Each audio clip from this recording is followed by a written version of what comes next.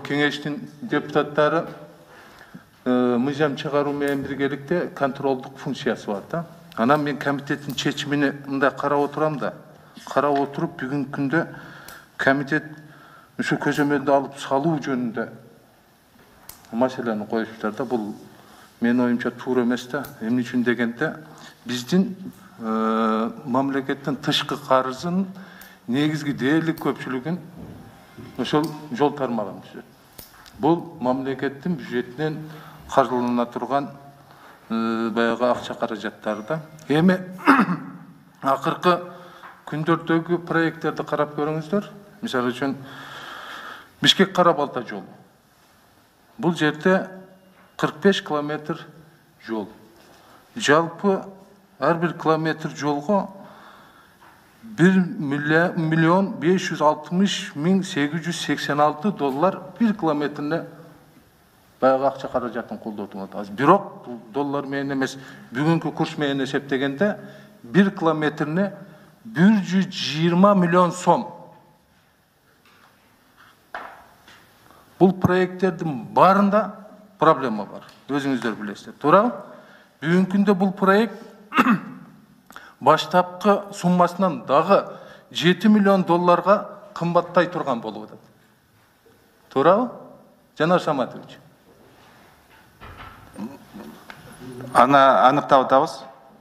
Эмнени аныктап атасыздар? Бүгүнкү күндө бул жол өзүнүн расписаниясынан кечигип атат. Туурабы?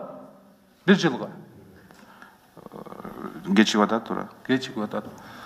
Карасаңыздар, эми бизде акт прием сдача болгонго чейин бул маселени контролдон албай турушубуз керек. Бул биздин негизги конституциялык укуктарыбыздын бири болуп эсептелет. Мына же болбосо Маданият Жалал Абад жолун караңыздар. Бул жерде 67 километр жол 72 миллион долларга утуп алып атат компания. 1 километр жол 1,74,626 долларга. Мындайча айтканда, бүгүнкү курс менен эсептегенде 1 километр жол 82,746,268 сомго жасалып атат да. Сиздер айтсаңыздар, бул проектный институттар эмнени карап туруп проектин жасап чыкты? Эгерде проект жасала турган болсо, эмне үчүн бир жерде кемчилдикти калтырып коюп атат? Ошол эле тендердик комиссиянын мүчөлөрү ким болгон? Азырга чейин ким? Ушул тендер жүрүп аткан мезгилдеги тендерни, комиссиянын мүчөлөрүн бизге бериңиздерчи, биз анализ кылып көрөйлү. Министрден башка ал жерде куратор дегендер бар. Мына тендерлер жүрүп атканда ким куратор болгон? Сизге караганда кураторлордон көбүрөөк коркот. Туура эмес айтып атам. Биз бул ыйлай турган нерсе. Ыйлай турган нерсе. Дагы бир мисал айтып келейин. Мына сиздердин Минтранстын орун басары кечирип коесуз, Кубанычбек Мырзабекович.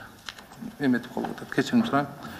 Сиздердин министрдин орун басары Жусупалиев 500 000 доллар баягы взятка алып аткан жеринен по факту кармалып атат да. Туурабы? Анан эми эртең сот чечет эмичи. Ал жерде болгону, мындайча айтканда, мен жогору жакта 120 миллион сомдон ар бир километри айланган жерлерди айтып өтүп кеттим да. Бул жерде ошол Эпкин баш кууган жолдору, бул жерде 89 километрден 159 километрге чейин 70 километр жол экен. Бул 70 километр жолго жалпысынан 40,750,971 долларга утуп алган экен. Туурабы? Мындайча айтканда 1 километрге 582 доллар 156. Туурабы? Эми элестетиңиз. Ушул 1 километрге 500 болгон жерде 500 000 доллар жатка алган экен да. А 1 километрге 1,5 миллион доллар болуп аткан жерде эмне жумуш болгон? Коррупция боюнча сөз болуп атат. Кайсы компаниялар утуп алды? Мына подрядчиктер, ген подрядчиктер утуп алган. Ошол Маданият Жалал Абад жолуна кайсы компания утуп алды эле? Азвирт деген компания. Азбек деген компания. Алар канча компанияга субподрядка берди? Сиздерде маалымат барбы? Так, эки компания болуш керек. Эки компания канча километрден бериптир?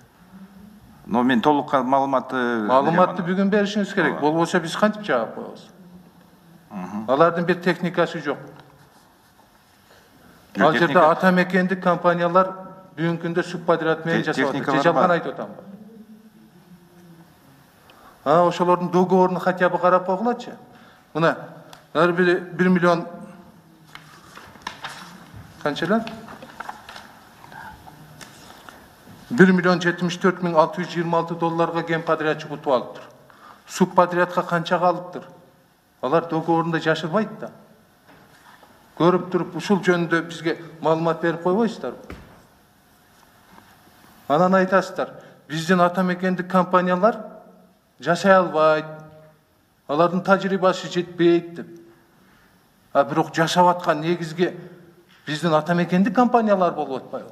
Алар берген суммадан 300 миң долларга аз кылып, 1 миллионду 700 миң доллардан жашап аткан компаниялар болду. Эмне үчүн биздин ата мекендик компанияларды силер мындай жерге уруп атасыңар? Бирок ошол тендерный комиссияда ошол эле кишилер отурат. Проекттин үстүндө ошол эле кишилер отурат. Жооп берип коюңузчу. Кимде маалымат барбы? Ошол эле бир эле Маданият Жалал Абад жолу боюнча ген подрядчик алыптыр мына 1 миллион 72 миң доллардан, 1 миллион 74 миң долларга. Анан ким жасап атат? Кайсы компания? Канча сомдо ортодогу договорлорун бизге берип койгулачы. Алар эмне үчүн ген подрядчик бир техникасы жок, бир колунда лопаткасы жок утуп алат. Айтпайсыңарбы анда донорлорго? Биз жол бүтө элек, токтотуп турайлы деп. Силер жакында соттошосуздар бул